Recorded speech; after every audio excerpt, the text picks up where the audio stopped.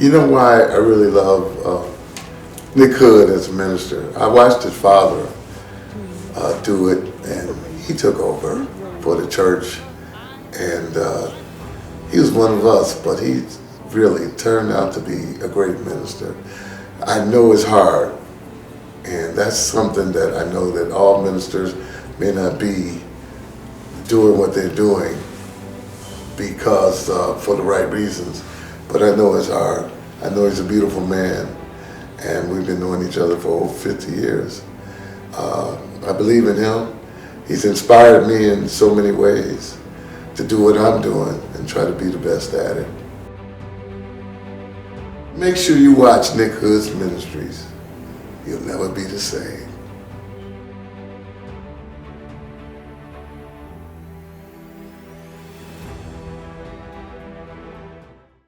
And the point that I'm making is that in everybody's life, at some point, there's a plan B. God is talking to us every step of the way.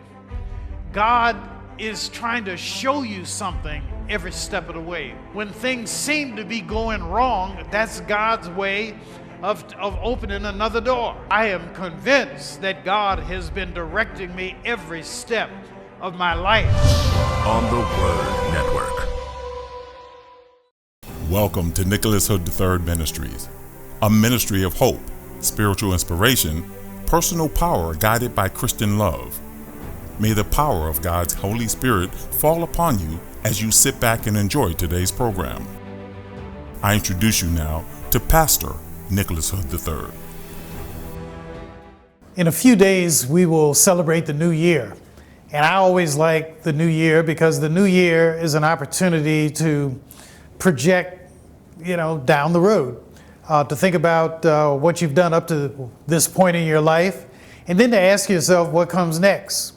And, my church, New Year's Eve, I'll be preaching, praying, all the way up to midnight. And spiritually, it's a very, very exciting time, refreshing time for me. But when I think about the Bible and, this whole concept of how do we renew ourselves, one of the great stories of renewal in the Bible is found in Genesis chapter 37 in the person of Reuben. Reuben is the eldest of the 12 tribes of Israel. He's the eldest son of Jacob and a woman named Bilhah. Bilhah, Bilhah, is a secondary wife or a concubine. And she is a concubine who has produced children for Jacob when the natural wives, Rachel and Leah, are not producing children. And so Reuben is the firstborn.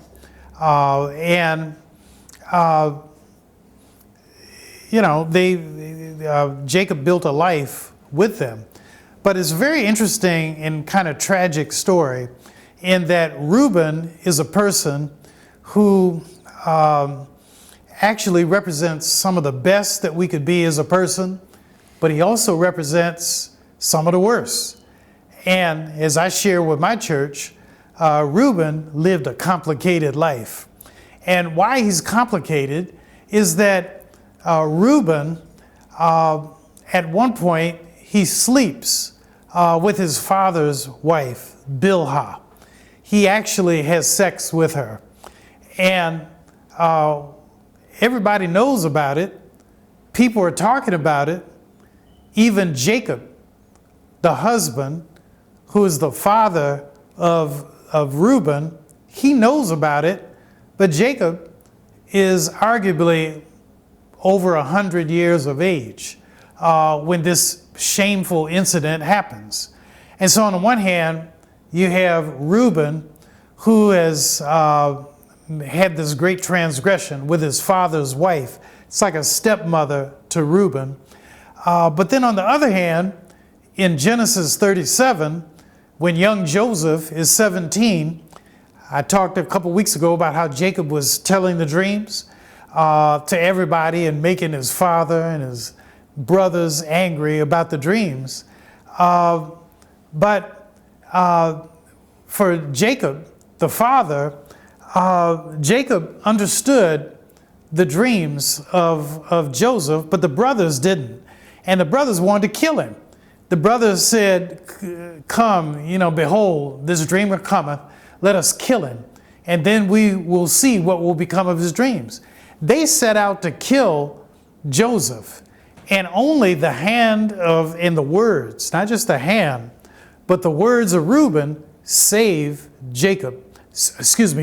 And the way they save him is he literally talked his brothers out of killing young Joseph. And he used the argument.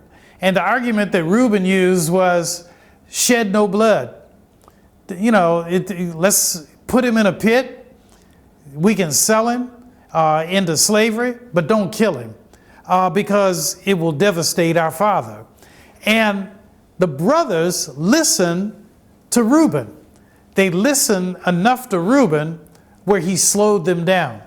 He changed their hearts. He changed their minds. They didn't kill him. And I want to talk about that for a minute today in the context of the new year. I think that what Reuben is doing is, one, is the right thing, but two, Reuben probably was looking at his life thinking, I've already really messed my life up. I've broken my father's heart. I've slept with my father's wife. I've made myself a pariah to my father and to my family. And at the same time, he's looking at his life and asking himself, what can I do better than what I've done up to this point with my life? And I tell you, the whole concept of the New Year's resolution is similar to what I think we're reading about Reuben, in that I think Reuben has made a resolution to the Lord himself. I think Reuben is trying to get his life together. Reuben understands better than anybody else what a jerk he has become. He understands what a mess he's made of his life. And now, with the threatening of his brothers to kill young Joseph, Reuben makes a decision. He steps in between his brothers and Joseph, and he says, no, shed no blood. Shed no blood. You can be mad at him. You can curse him out. You can put him in a pit, but don't shed any blood. And I am standing between you and young Joseph. And I tell you, you and I ought to learn from Reuben.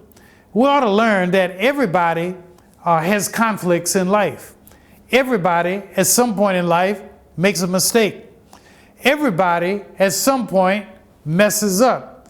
But the real measure of a man, the measure of a woman, is not the depth of your mistake, but it's really the height of your excellence. And what we see in Reuben is a man who's trying to claw his way out from his own failure, out from his own disastrous mistakes and choices in life.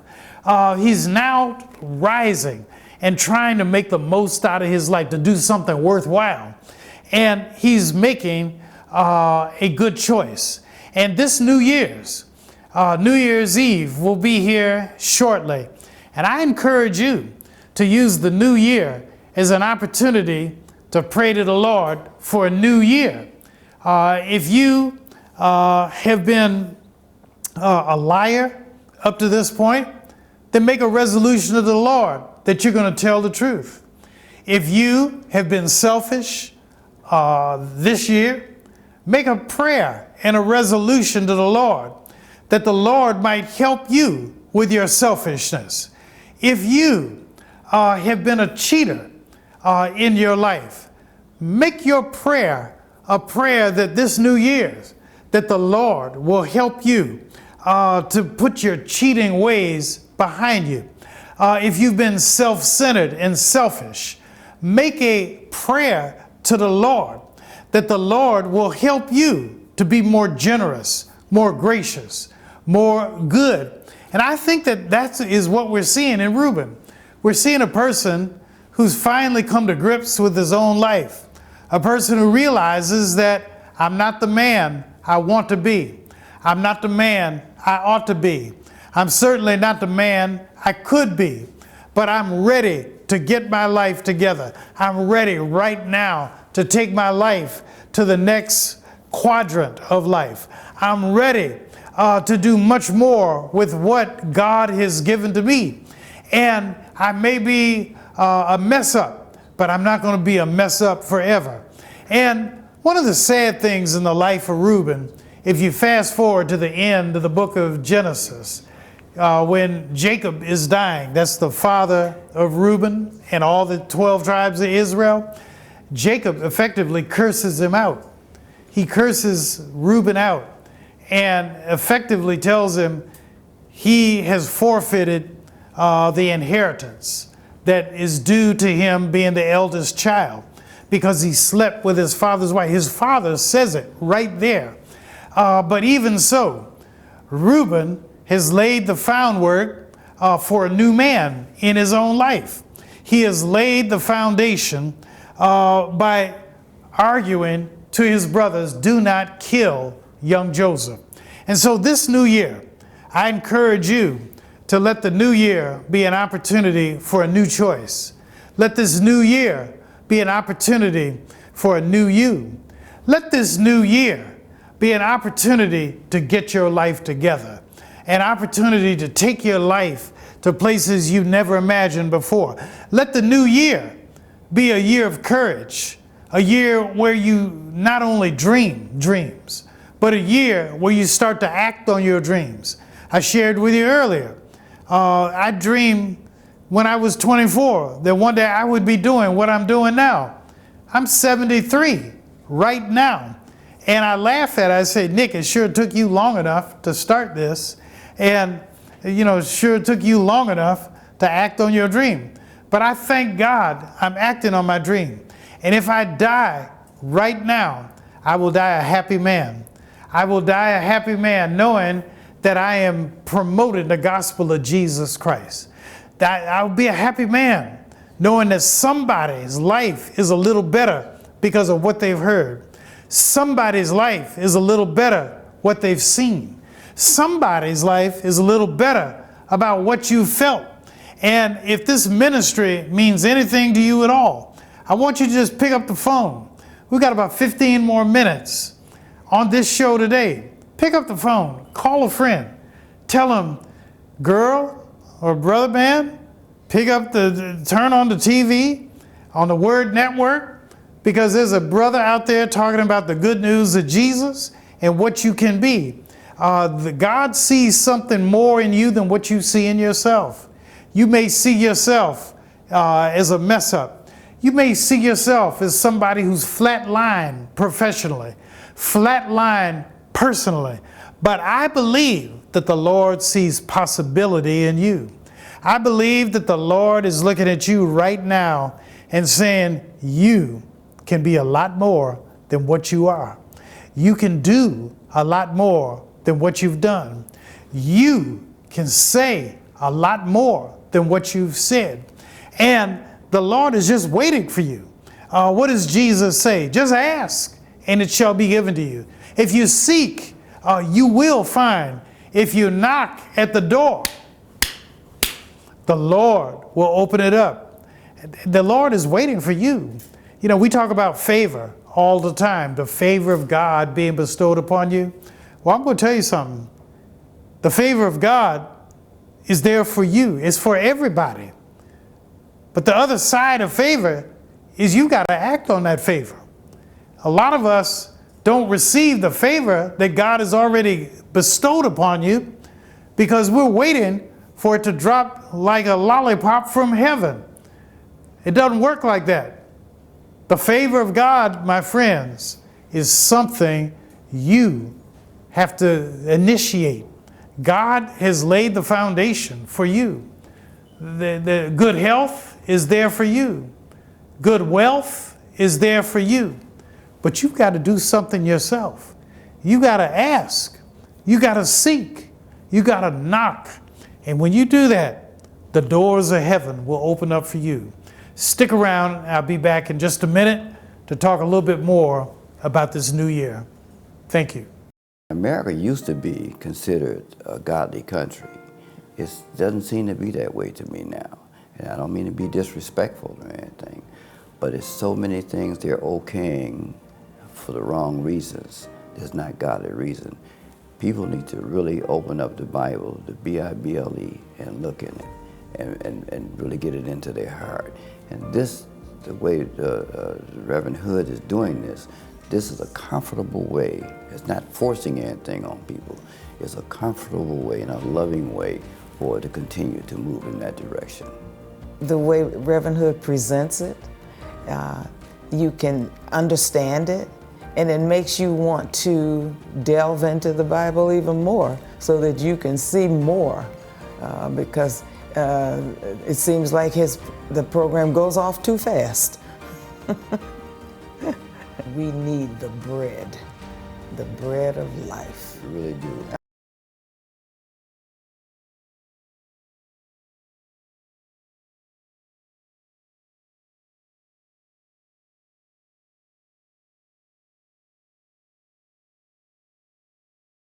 With the new year just staring us in the face, I've been talking today about a new you for a new year.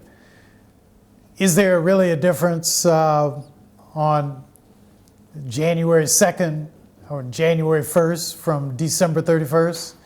Technically, no. But emotionally and spiritually, for many of us, when we get to a new year, it's almost like a release, an opportunity to just look at your life and say, you know, I'm going to start all over again. I'm going to take my life to the next level. And today I've been talking about Reuben in the Bible, the oldest brother of the 12 tribes of Israel, the oldest brother to Joseph. And at the time, Joseph was the youngest, and then he had another brother born a little later named Benjamin. But Reuben is the one who protects Joseph when the other brothers want to kill him. And the point that I've been making today is that Reuben is trying to get his life together. Reuben is not perfect. Reuben is a guy who slept with his father's wife, one of the secondary wives, but it's still his father's wife and the mother of some of his brothers. And with him standing up for Joseph, that was, I think, in part, one of the ways Reuben is trying to make amends for the mistakes he's already made. He's trying to do right. And it's not necessarily a new year for Reuben in reaching out to save Joseph, but it's a time in his life where he just realizes he can't keep living the way he's been living. And in each of our lives, the point of maturity is the point when you realize I don't have to live the way I used to live. Matter of fact, I don't have to live the way I'm living right now. I don't have to have a bad relationship with my brother. I don't have to have a bad relationship with my sister. I don't have to be at odds with my mother or my father. But I am making a decision that I'm going to take my life to the next level. And in life, when a person gets to that moment, that's when you know that you're really ready to take off. I tell you, for me, when I was 17, up to 17, I didn't get along with my mother. But I went away to Boston University, met some nice people there. Some I wish I had gotten to know a little better. But I went to Boston University, and the second year while in Boston, I started, returning to Detroit on the weekends, maybe 2 or 3 weekends a month. I would come back to Detroit. I played in a R&B band, and I made a lot of money doing that. But in the process of coming back to Detroit my second year, one of the interesting things happened for me was, and this wasn't a new year. It started September of, I think it was 1970. My mother would greet me. She would take my dirty clothes, which I'd bring back. I'd bring back a trombone in a case and a suitcase with dirty clothes. And my mother would wash the clothes, and she and I would talk. And I think it dawned on me, and it dawned on my mother, that I was never coming back home. And all of a sudden, our relationship got a lot better. And it became substantially better until she died. And what I learned in that was that you don't have to wait to the new year for a resolution to take place. You don't have to wait for any light bulb to go off. Just as long as in your own heart you decide that I'm going to be a better person. And for me, I decided I wasn't going to argue with my mother. I wasn't going to let my mother get on my nerves, because I realized that I wasn't coming home. And I think she realized the same thing. And we got along very well until she died. She died at 60 years of age for her. And she died at 60. I was just turning 40. But I thank God that I came to that realization while she was still alive. And I want somebody looking at this today to share with me, if you want, just write it out. You can write it by hand, you can type it out, you can email me if you want. But share with me your dreams. Share with me your prayer. Let me know what it is you want to change about your life. Let me know what you're praying that the Lord will do for you in your life. And let me know. Just share it with me. You can write it to 4535 Chrysler Drive, Detroit, Michigan, Nick Hood Ministries, Detroit, Michigan 48201, and just send it to me. And I tell you what I'll do. Number one, I'll read it. Number two, I'll pray for you. And I want you to know, I believe in prayer. I believe that God hears prayer. God will answer prayer. Some will ask, well, if God is all-knowing, all-good, and all-powerful, why do we need to pray? And I tell you, the need to pray and for prayer is more for you and me than it is for God. God knows what you want before you need it, before you ask for it. God already knows it.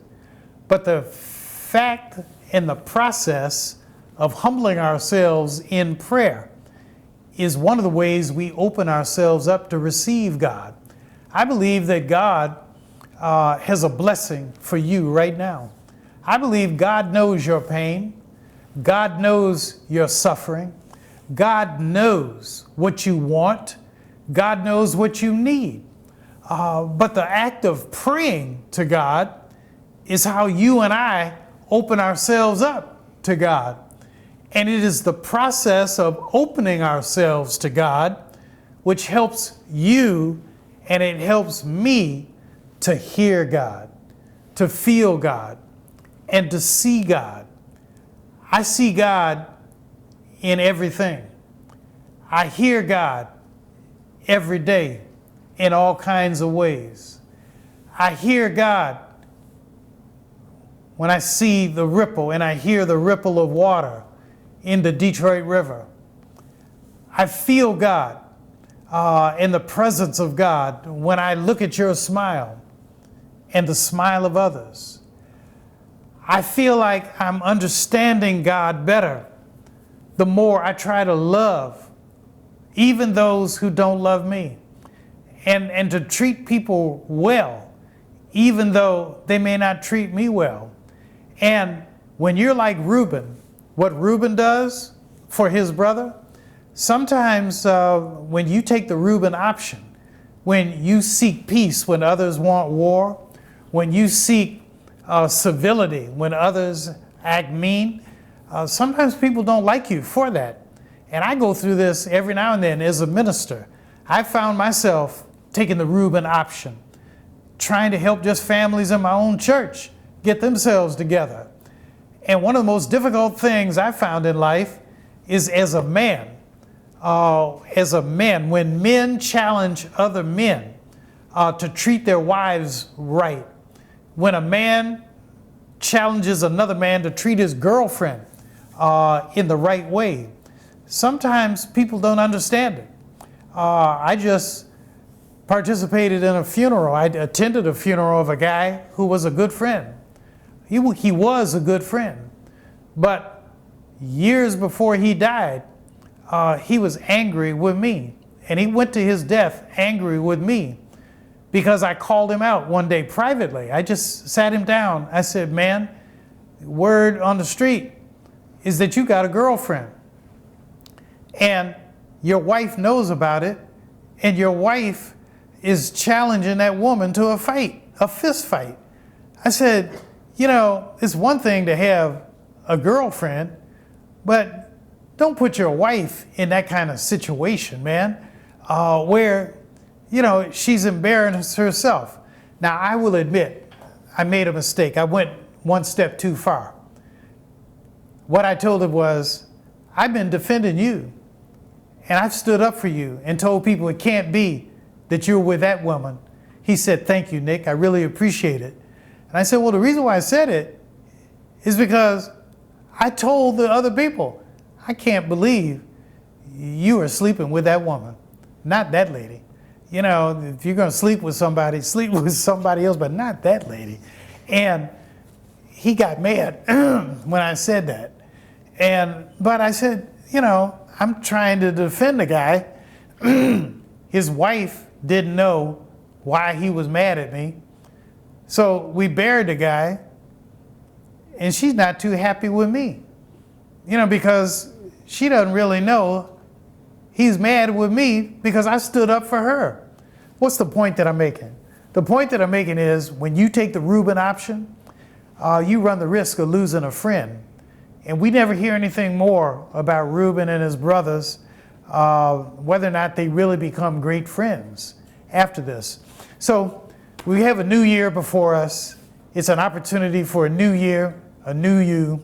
And I just pray that the Lord will bless you with every dream, every desire, every hope that you have. God bless, God keep you. Thanks so much for being with me today. I'm praying for you. Thank you for watching today's program. We hope you've been blessed in a powerful way. Just knowing you took the time to watch today's broadcast is a great encouragement to Pastor Nick Hood. If this broadcast has been a blessing to you, we ask that you mail a tax-free donation to Nicholas Hood Ministries at 4535 Chrysler Drive, Detroit, Michigan, 48201.